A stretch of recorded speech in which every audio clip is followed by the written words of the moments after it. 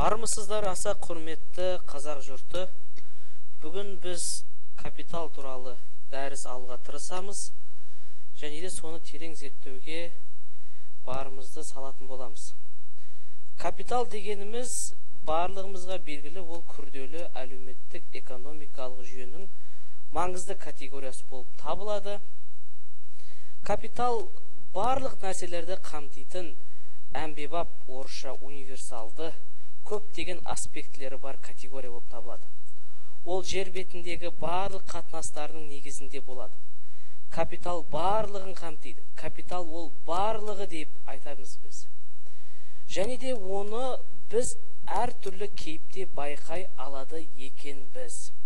Ең бірінші біз капиталды ақша байлық ретінде қарастырсақ, ол күнделікті өмірде капитал ретінде егесіне табыс алып келетін ақша мөлшерін қарастырамыз.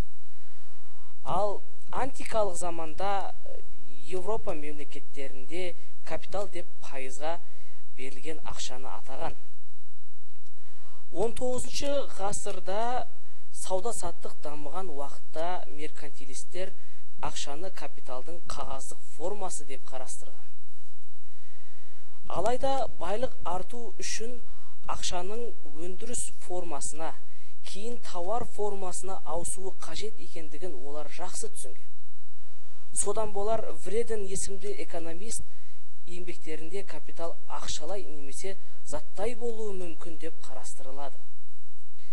Ал енді капиталды материалдық заттық тұрғыда қарастыратын болсақ, әрбір өркениеттің дамуының сыры ол ұрпақтан ұрпаққа берілетін материалдық заттық мұралардан қалыптасады екен. Атадан қалған мұра ұрпағы өз затын қосып күннен күнге байлық молая береді. Себебі адам тек осы күн үшін ғана дүние жинамайды. Адам болашағына да жинайды. Сондағы түйін өткен шақпен осы шақпен болашақты біріктіретін ол капитал екен.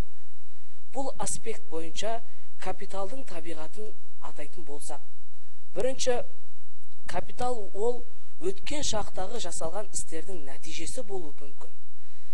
Екінші, жиналған заттар тек қана жеке тұтыну үшін ғана қолданылмайды. Жиналған заттарды жаңа зат шығару үшін де пайдаланады екенбіз. Содан адамдардың өмірін жеңілдететін, әрі жыл сайын жаңарып тұратын соғыс, шаруашылық құралдары, жабдықтары капитал ретінде қарастырылады. Адам баласының аң аулау үшін алғаш рет аңға лақтырған тасы да капитал болып табылады екен. Енді капитал өндірістік қатынастар тұрғысынан қарастыратын болсақ, капитал нақты зат емес, ол зат ретінде ұсынылатын өндірістік қатынастар болып табылады.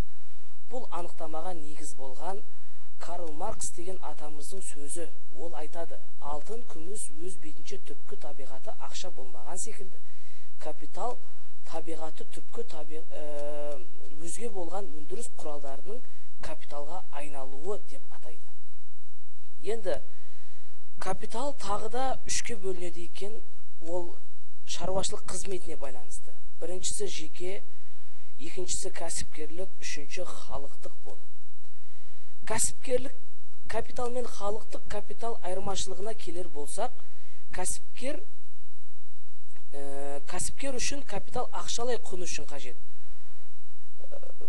Жоқ, керісінше. Мысалы, былай болады.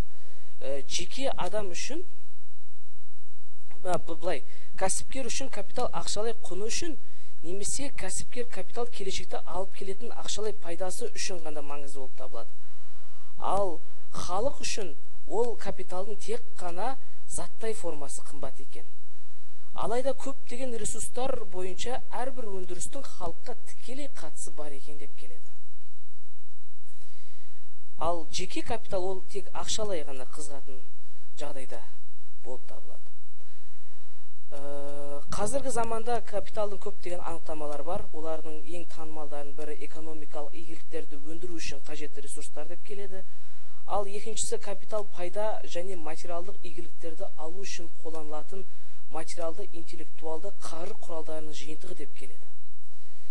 Біз білуіміз керек, тағы да капитал үшке бөлінеді. Біріншісі капитал ол нағыз капитал, ғимарат, машина жабдықтар, ноу-хау, патент болады.